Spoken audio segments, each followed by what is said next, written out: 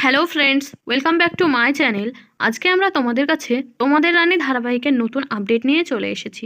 বিস্তারিত জানতে হলে সম্পূর্ণ ভিডিওটি দেখতে থাকুন স্কিপ না করে। এই ধারাবাহিকের ইতিমধ্যে আমরা দেখতে পেয়েছি যে রানী মা হতে চলেছে।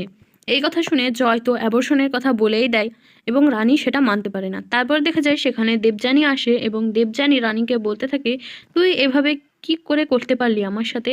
তুই না আমার বেস্টি, হিসাব মতো দেখতে গেলে আমি তোর বড় যা, সেখানে আমার আগে বাচ্চা হবে না তো তুই বিয়ে বিয়ে করবো না বললি, আবার বিয়ে করলি তো করলি, আবার এখন মা হতে চলেছিস।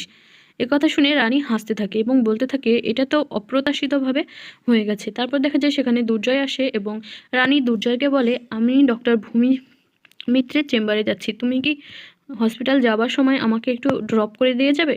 তখন জয় বলতে থাকে, কেন হঠাৎ?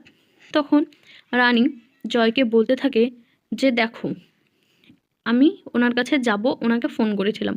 অপরদিকে দেখা যায় রানীর বৌদি রানীর বাবাকে যায় এবং রানীর কথা বলতে গেলে রানীর ছোট বৌদি রানীর বড় বৌদিকে কথা শোনাতে থাকে। তখন রানীর বাবা তার বৌদিকে বলতে থাকে, রানীর কথা আমার সাথে বলো না।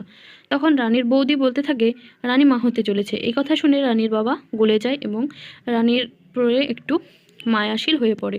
তারপরে বলতে থাকে, আমার সেই ছোট্ট মামনি মা হতে চলেছে।